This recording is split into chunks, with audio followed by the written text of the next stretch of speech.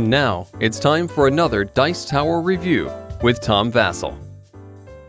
Hey folks, I'm Tom Vasel. Today we're taking a look at Paku Paku, or Paku Paku, I'm not sure what it is. It's a panda game. And it's about a panda who is using Kung Fu, or I don't know if he's using Kung Fu. He's just an acrobatic eating panda who's trying to balance plates and eat noodles at the same time, also known as Kung Fu Panda. They couldn't get the IP, I guess. But that is pretty much the theme of this game. This game is a dexterity game with dice. How does that work? I'll show you.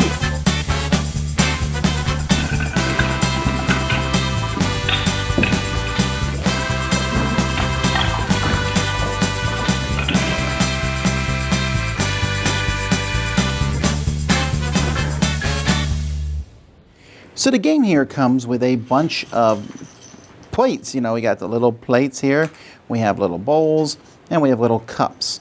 And then the game also comes with dice.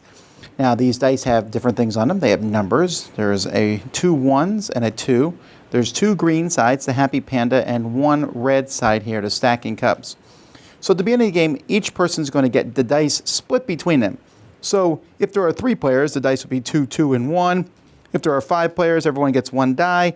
If there are 7 players, 5 people get a die and 1 person doesn't get a die at all. You say ready, set, go, and on your turn you roll the dice. Everyone, not on your turn, but everyone at the same time rolls the dice in front of them. If you roll a number, you re-roll it. If you roll the green happy panda, you pass it to the next person, whether they have dice or not. So you might be rolling more than 1 dice. Anytime you roll the red symbol here with the stacked things, you must take something and add it to a stack in the middle. The rules aren't very specific on how you stack things. You can stack them any way you want. You can play an advanced way where you're never allowed to stack the same thing on top of something else. However, you just saw me knock it over. That's something you don't want to do. Now these fall over really easily. We very rarely got them higher than 6 dishes. But I mean, if you're careful, they can fall over. The thing is, while you're stacking them, you can't roll the dice, and other people are going to be passing you dice. So you need to stack them, and once they stack them, then you can re-roll the red symbol. Now, if you ever have a certain number of dice in front of you, so like in a 5-player game, if you have 4 dice in front of you, someone can shout Paku stop, or if you knock over all the dishes, that's an obvious mistake too. When that happens, the player is going to take whatever dice. So let's say I knocked over all the dishes and I had 3 dice in front of me. I would roll these 3 dice, and I got 2 2s and a red, so that means I get 4 points. There are a pile of points included with the game, and so you just take these points. Now you don't want points.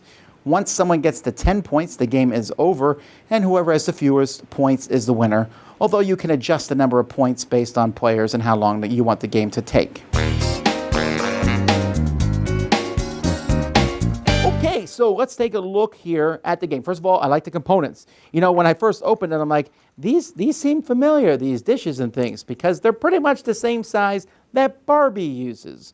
All right, so if you ever had little Barbie dishes all over your house, and I know someone who has, these are going to seem familiar in that regard. And I guess if you don't like the game, you can use them, but they're good quality, right? They stack okay, but they also fall over all the time, so I like that. The dice are also okay. Although they're screen printed, which means I think after a while they're going to rub off. They haven't rubbed off on mine yet, but I feel like that's a possibility. The victory point tokens, blah, I don't like these at all. They're too small, too thin, easy to lose. I wish, since this game is going to be played with kids a lot, that they'd made nicer victory tokens.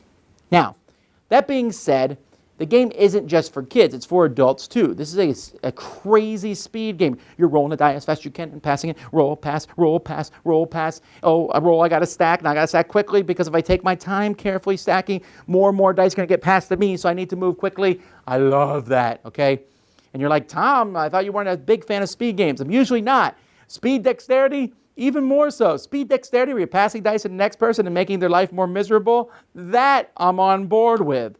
And that's kind of where this is. It's a 10-minute game. Now, the dice rolling at the end, right? Let's say you knocked a pile over and you only had 1 or 2 dice in front of you. You roll those, get no points. You're lucky you get no points.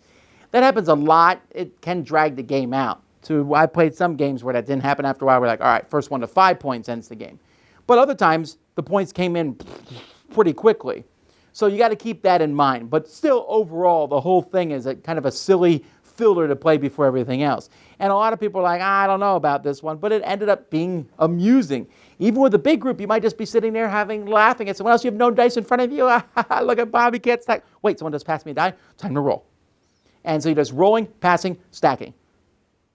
That's all the game is. But it also comes in a really small box, so I think that might be worth your time. I like it. Paku Paku, or however you say it. Dice Tower Judgment approved. Thanks so much for watching the Dice Tower videos. Find more great videos and reviews, as well as our top-rated audio podcast at Dicetower.com. You can also find other great shows at Dicetowernetwork.com. I'm Eric Summerer, and you've been watching The Dice Tower. The Dice Tower is sponsored by Cool Stuff Inc., where you can find great games for great prices. Cool stuff in stock. Check them out at CoolStuffInc.com. Shut the door!